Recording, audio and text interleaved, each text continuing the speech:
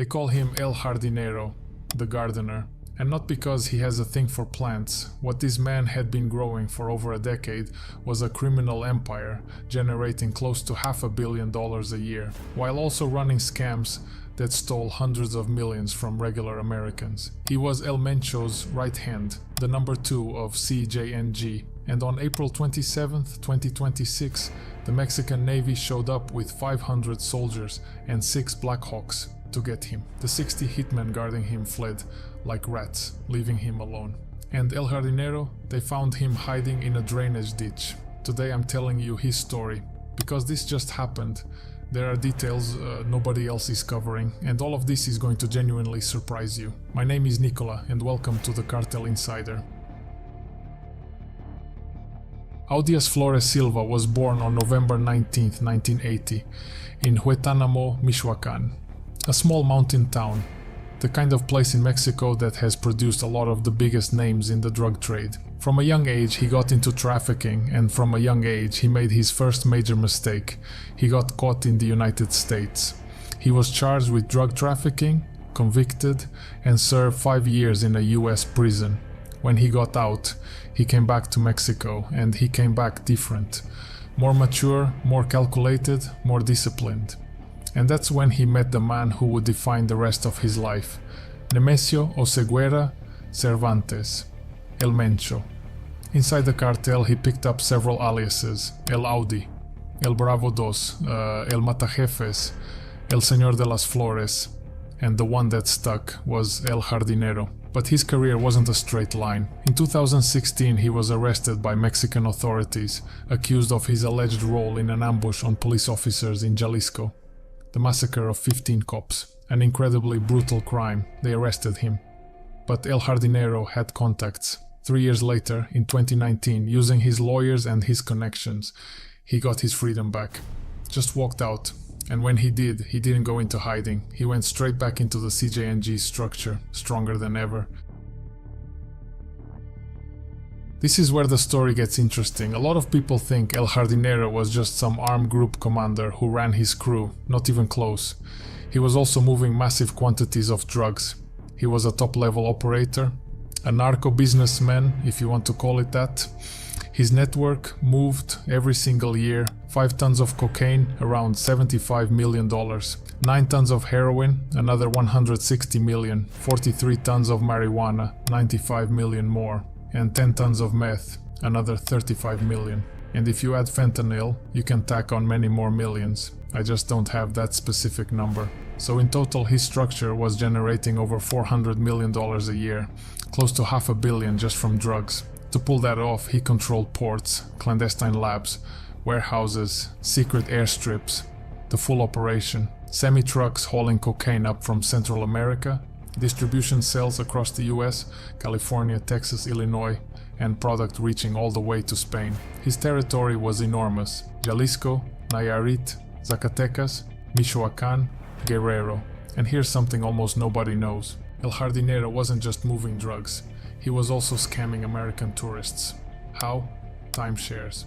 The scheme worked like this. He ran call centers in Mexico with staff that spoke fluent English. They'd get information on American timeshare owners in Mexico, mostly older people, people with lifetime savings, through inside contacts at tourist resorts. Then they'd call them or email them, posing as real estate agents, lawyers, sales representatives, telling them they had buyers ready to purchase their timeshare at a great price. But first, there were fees to pay.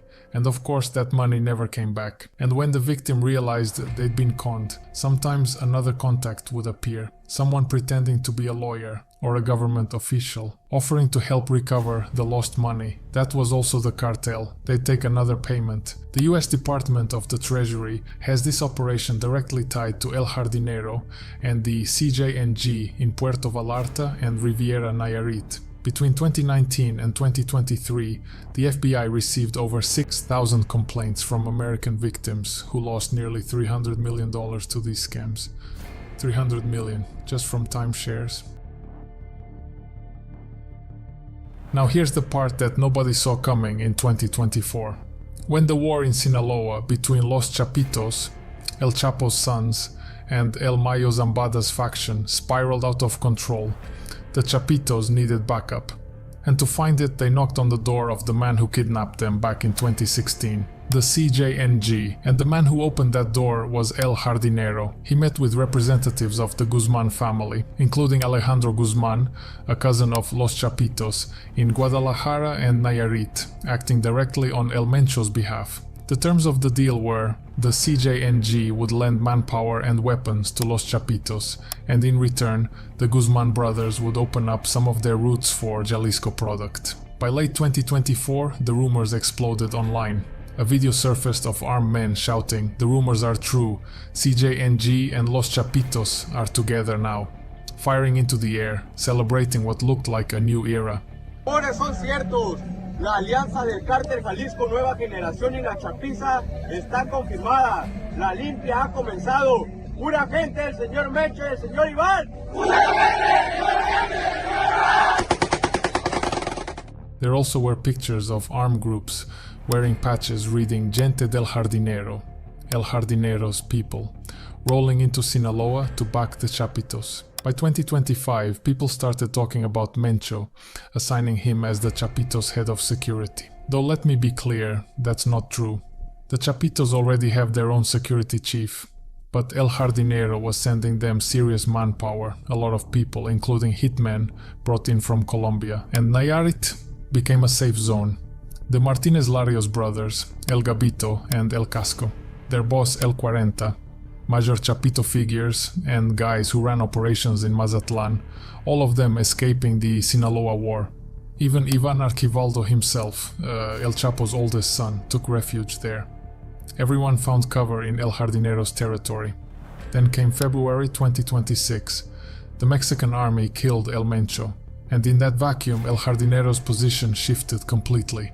He had been number 3 while Mencho was alive, behind Mencho and his stepson, known as L03.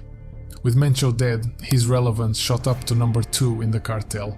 The DEA had him figured out. Back in May 2025, they'd already put out an international alert and offered $5 million for information leading to his capture. On April 27, 2026, the Mexican Navy executed one of the biggest operations of the year. 19 months of surveillance. The target: the small community of El Mirador in Nayarit, near the Jalisco border.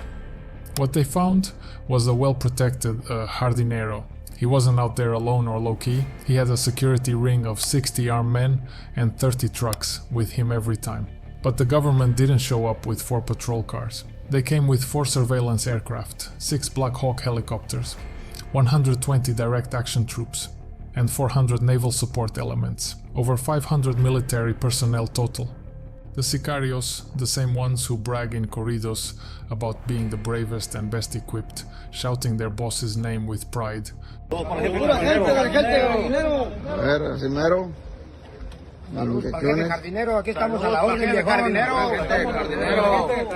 Ran when they saw that air deployment. 60 against 500, with helicopters overhead. There was no way. El Jardinero tried to escape. Based on what you can see in the drone footage, he made it down to the road and took off into the brush. He found what he thought was his way out, a drainage ditch. He crawled in there to hide. What he didn't know is that they were watching him from miles above. The second he went into that pipe, the soldiers walked right over and pulled him out.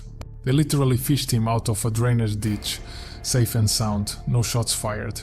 The man who moved close to $500 million a year found hiding in a pipe. He was then airlifted by helicopter to Mexico City. That same day, in Zapopan, Jalisco, the army and the National Guard arrested Cesar Alejandro, known as El Güero Conta, El Jardinero's financial operator. The man who laundered the money through shell companies, frontmen, aircraft, boats, houses, ranches, and even tequila producers. Double hit one day. Now the question everyone's asking, what happens next? El Jardinero was, from everything I've been told, a man with a lot of charisma despite being a small guy. That's how people who knew him described him. He was someone who's going to be very hard to replace in terms of real leadership, personality, the kind of trust he built inside the organization. His likely successor, though I can't confirm this, could be Raul Morin La Fresa.